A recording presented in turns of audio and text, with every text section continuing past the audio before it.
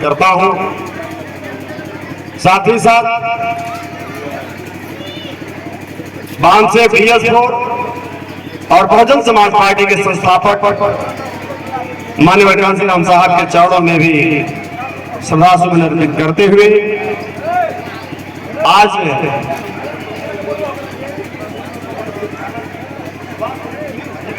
कार्यक्रम की अध्यक्षता कर रही इस गांव की ग्राम प्रधान श्रीमती उषा देवी जी और इस कार्यक्रम का कुशल संचालन कर रहे भाई धर्मपाल भारती जी।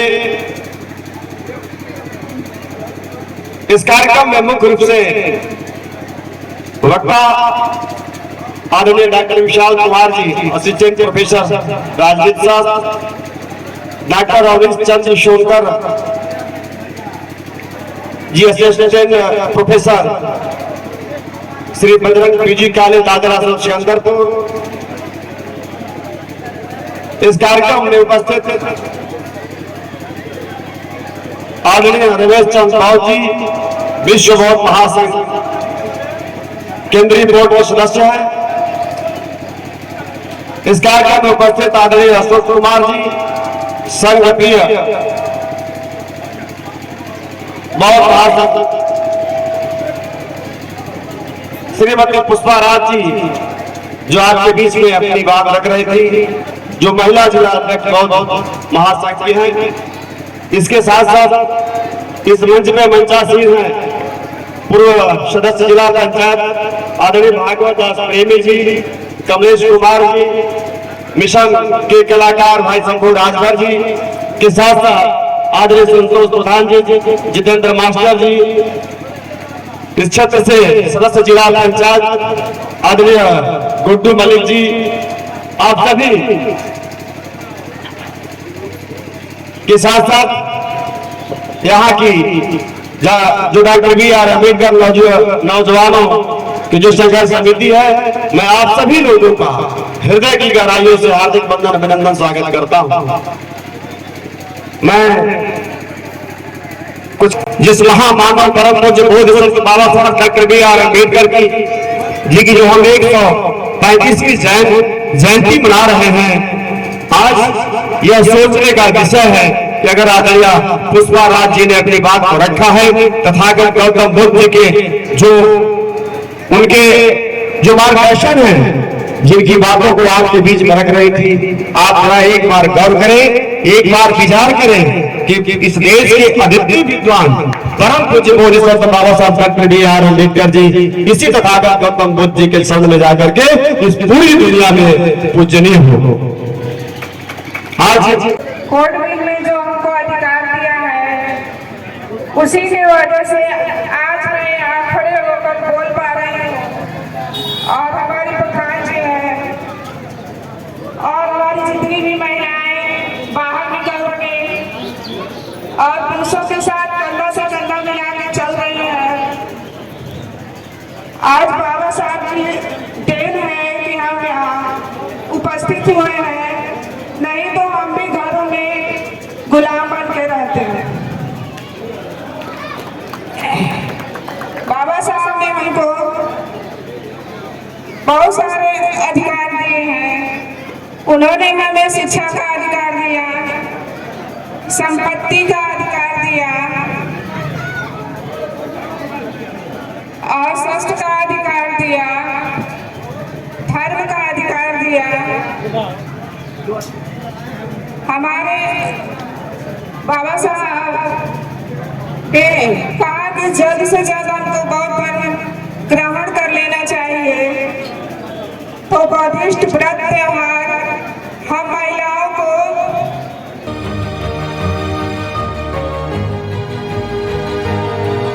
करना चाहिए।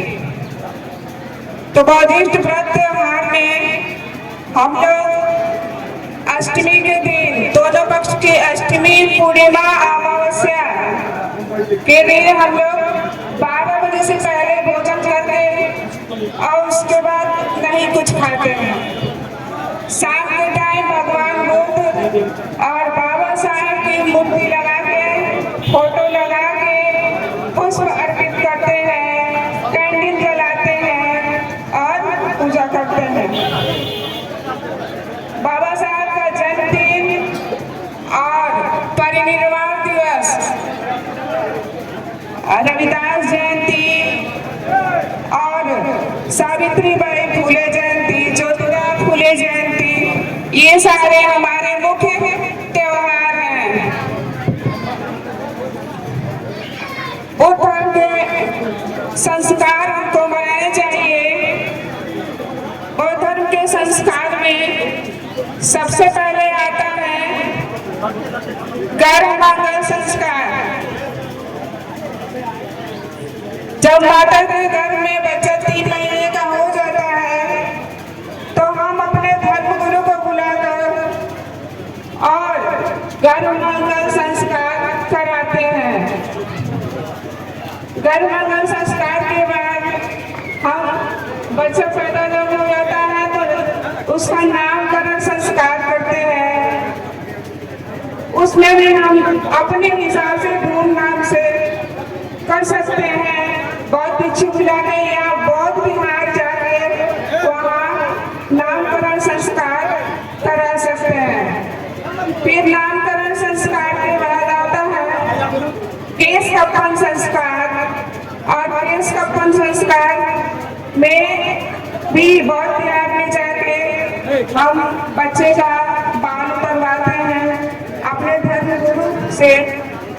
इस तरह से केश कपन के बाद आता है विद्यारंभ संस्कार।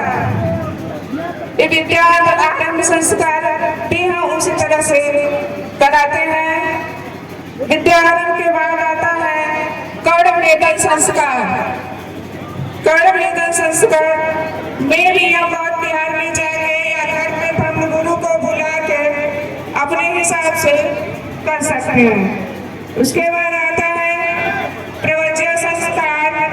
इसी तरह से विवाह संस्कार, उपसंपदा संस्कार, और 10वां है मृत संस्कार। हमारे बौद्ध धर्म में 10 संस्कार है। इस संस्कार के हिसाब से हमको अपने संस्कार कराने चाहिए। इसी के साथ मैं अपने बाड़ी को विराम देती हूँ। नमो बुद्धाय। पूर्व निवासों को उन्होंने देखा, पूर्व जन्मों को देखा, 1 नहीं 2 नहीं 4 नहीं 10 नहीं। वो पूर्व जन्म कैसे देखेंगे? जैसे आज आप आए हुए हैं तो आज की बात कल मैंने क्या किया उसको स्मृति में लाते हैं। उसके पहले जाएंगे परसों मैंने क्या किया, वही है पूर्व ज्ञान। तो तथागत बुद्ध पूर्व जन्मों को 1 2 नहीं हजारों जन्मों को देखने की क्षमता पैदा किए, वो उनका पूर्व ज्ञान था। दूसरा उनको जो ज्ञान प्राप्त हुआ, उन्होंने देखा कि लोग अपने कर्मों के अनुसार, आप जानते हैं कि सारे लोग पढ़ा लिखा अनपढ़ बूढ़ा बच्चा सब लोग बोलते हैं कि सबको अपने कर्मों का फल भोगना है। लेकिन हम लोग नहीं जानते हैं कि हम अपने कर्मों का फल कैसे भोगेंगे या आप अपने कर्मों का फल कैसे भोगेंगे, ये हम नहीं देख पा रहे हैं। यही ज्ञान तथागत बुद्ध को हुआ कि लोगों को कर्म के अनुसार मरते पैदा होते और उसको फल को भोगते हुए देखा था। ये तथागत का दूसरा ज्ञान था। तीसरा ज्ञान था यह संसार। इस संसार में क्या है? इस संसार में 4 आवश्यक हैं, 4 बातें सबसे श्रेष्ठ हैं। वो सत्य है, यहाँ यह संसार दुख है तो दुख का कारण है, और अगर कारण है तो उसका निवारण है, और निवारण है तो उसका मार्ग है, और उसका मार्ग क्या है? तथागत बुद्ध द्वारा दिया गया अष्टांगिक मार्ग है। इस दुख के निवारण का मार्ग है। तो आप अपने मन में झुका देंगे मेरे साथ, उस दिन अम्बेडकरवादी हो जाएंगे। आप अंबानी में अम्बेडकरवाद आ जाएगा, आपके घर में आ जाएगा। दूसरी बात उन्होंने कहा था सील। आज सील के संबंध में मैं बताऊं, आज हमारी स्थिति ये हो गई है। तो विषय में मैं बताना चाहूंगा, देखिए आज लोग प्रधान बनने के लिए सही गलत कोई भी रास्ता तैयार करते हैं, विधायक बनने के लिए कोई भी रास्ता तैयार करते हैं, सांसद बनने के लिए, मंत्री बनने के लिए, दल बनने के लिए हत्याएं कर देते हैं, प्रधानमंत्री बनने के लिए क्या क्या नहीं कर देते हैं, यानी पद और कुर्सी पाने के लिए क्या कर देते हैं। बाबा साहब अम्बेडकर के विषय में सोचेंगे। हिंदू कोड जिसमें महिलाओं को अधिकार दिया गया था और वो बोलने के लिए नहीं थी। भारत के इतिहास में जब ऋग्वैदिक काल था उस समय महिलाएं शिक्षित हुआ करती थी। उत्तर वैदिक काल में महिलाओं को शिक्षा से वंचित किया गया था। ऋग्वेद में 7 महिलाओं ने इच्छाओं को लिखा है। गार्गी, उपाला जैसे सब महिलाएं ने लिखा है, लेकिन महिलाएं पढ़ी पढ़ी हुआ करती थी।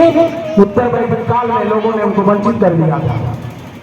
उसको पूरा करने के लिए भारत के संविधान सभा में 1941 में भी बना था, पेश हुआ, नहीं काम हुआ।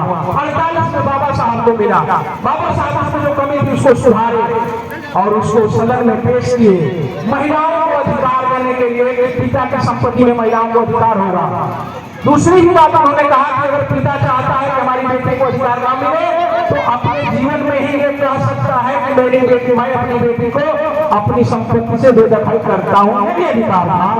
लेकिन ये बात भी लोगों को नहीं अच्छी लगी और पंडित जवाहरलाल नेहरू को तत्कालीन राष्ट्रपति राजेंद्र प्रसाद ने चिट्ठी लिखा कि जवाहरलाल जी इस बिल को रोकवाइए, नहीं तो हमारे घर जमाई, हमारे जो दामाद होंगे वो घर जमाई हो जाएंगे, हिस्सा मांगेंगे। 26 सितंबर 1951 को पंडित जवाहरलाल नेहरू ने केंद्रीय विधानमंडल से उस बिल को वापस ले लिया कि हिंदू कोड बिल को सरकार वापस ले रही है। 27 सितंबर 1951 को बाबा साहब ने कहा कि एक ऐसे अजन्मे बच्चे की हत्या हुई कि जिसकी हत्या पर न रुदन हुआ न करंगन हुआ।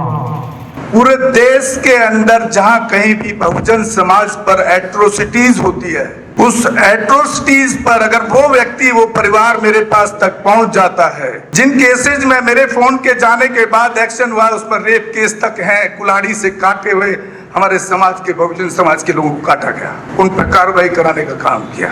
ऐसे सैकड़ों मनुवादियों को जेल भिजवा चुका हूं जो मेरे समाज पे, मेरी बहन बेटियों पर अत्याचार करते हैं। मेरे फिल्म प्रोडक्शन हाउस के अंदर अगर कोई आदमी इलेक्ट्रॉनिक मीडिया के अंदर जाना चाहता है या फिल्म लाइन में जाना चाहता है, उसको फ्री ऑफ कॉस्ट ट्रेनिंग में दे रहा हूं और देता रहूंगा। धर्म पढ़ाएंगे आपको, रामायण, महाभारत, गीता, बाइबल और कुरान। दोस्तों, आपको पढ़ना होगा भारत का संविधान। 1984 में काशीराम साहब को ज्वाइन किया मैंने और उस टाइम में 9th क्लास में पढ़ता था। उनके उस रास्ते पे काम करता हूँ।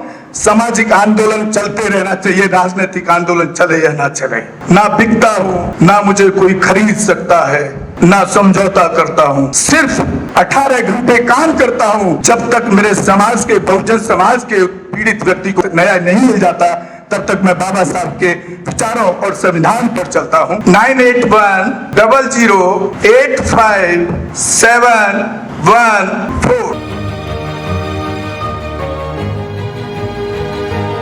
गांव की घटना है, ठाकुरों ने राइफल से गोली चलाई, मारने का प्रयास किया, सिर्फ बारात चढ़त के ऊपर की, इस रास्ते से बारात नहीं चढ़ेगी, ठाकुरों का रास्ता है। सारे चैनल को बोला कि भाई स्टोरी चला दो, किसी कोई चैनल पे स्टोरी चलाने के लिए तैयार नहीं होगा। कौन से बहुजन समाज को न्याय दिलाने की बात कर? काशीराम साहब कहते थे कि मैं किसी की शादी में नहीं जाऊंगा, किसी के फंक्शन में नहीं जाऊंगा, किसी घर नहीं जाऊंगा, ना शादी करूंगा, ना गए कभी। जो संगठन, जो राजनीतिक लोग चला रहे, वो अपने घर में पहले सुरक्षा और बंगला और पैसे का और बड़ी कार का इंतजाम कर रहे हैं। उस पर भी आपको सोचना चाहिए। फिल्म लाइन और इलेक्ट्रॉनिक मीडिया में इस समाज के लोग, जो पुअर सेक्शन है, पुअर कास्ट जिसको कहते हैं, SC ST OBC माइनॉरिटी, एक भी चैनल का कोई भी मालिक इस देश के अंदर आज तक नहीं है। क्यों नहीं है? हमारा चैनल